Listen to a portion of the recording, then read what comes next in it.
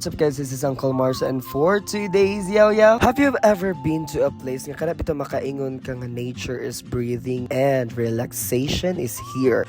Og tungod kay Sabado karon weekend and we deserve a break from exhaustion. Og kanap itong kaalingugmug sa national issue, alingugmug pas mga buzzing sound sa city. Kinahanglan gid mo mulaag sa mga lugar nga tawhay ang imong paminaw pero kapoy ibaklay. Kauban ako for today's Yaw Yaw si Kuya Noni, si Kevin ug ako manghud nga si Javi guys. Ug among gisud-ong ning tagong sitio diri sa Barangay Manobo or also known as Barangay Tiko, Magpet North, Cotabato. Maun ni ang sitio Mati nga diri nato makit-an ang kaning ginatawag nga Pusong Falls og tan-awan ninyo. The view is sounding like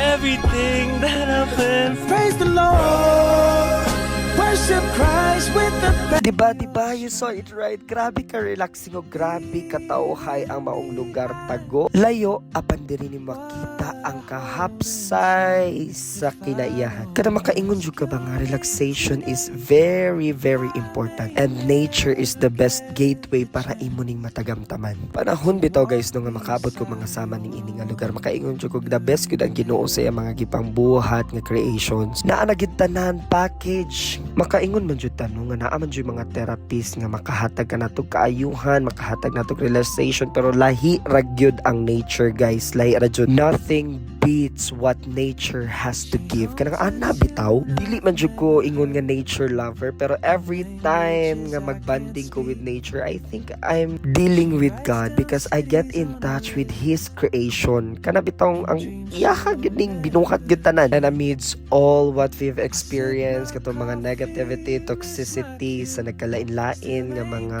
experiences nato everyday, diri gyud nimo matagpuan nga makalimot gyud bitaw ka sa tanan nimo mga problema. Nya lahi ra ba jud ni mga sapa-sapa no kay libre walay bayad nya nga tuwa lang yung kinahanglan buhaton ani maging responsable lang kita sa tanan natong ginabuhat. Like for example sa atong pag-adto sa mga lugar kung di nato makita ang mga kasapaan, dili ta magbilin og mga basura no, maging responsable pud ta, nature lover magkata. So in exchange atong ampingan ang kinaiyahan kay dira ba nagagikan ang tanan natong panginahanglan and at the same time ang tanang therapy sa tanang kasakitan. Lakip ang uno sa kagahapon nga gibilin sa taong nagpasakit nimo, grabe.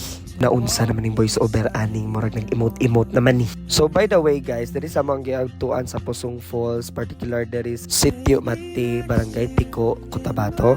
Daghan gid kag pwede ma-experience. Labon na gid ang pagbaklay og astag layo guys. Ginoo ko napay kauban na ako nga sige rag na 40 steps na lang pero dalibog ko 40 steps ba 40 kilometers so 40 minutes pa binaklayay. Actually dili pa jud ni siya open sa public tungkol sa road access kay medyo layo jud siya from sentro sa Barangay Tiko pero naka-access mi diri or nakasulod mi diri tungod kay naami kauban nga kaila si Kuya Noni. And apart from him nananghit po mi sa barangay captain nila nga kung pwede magpalipad mi og drones and pwede ba na mo i-feature ang ilahang lugar. And with the smooth transaction isugot si kapitana so nahitabo gyud ang amo ang tinguha nga dili lang ang pag-promote sa maong lugar but of course ang pagwala sa tanang toxicity or negativity sa mong lawas pinaagi sa bugnong tubig. So kung amoy plano nga mulaag diri pohon-pohon and ma-open na siya sa public, kinahanglan lang gyud ninyo mananghid sa mga authorities and of course guided sa mga tao nga suhito diri. Og ayaw jud ninyo kalimte ang pag-maintain sa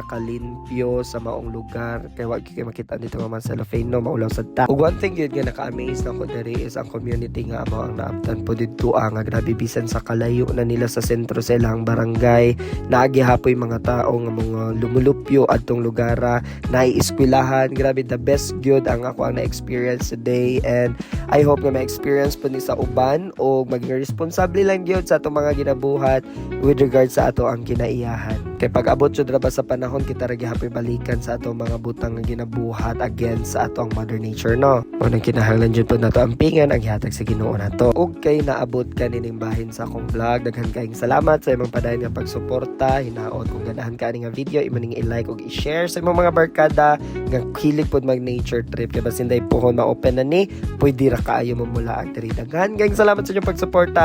This is Uncle Mars and this is our for today's Yaw Yaw.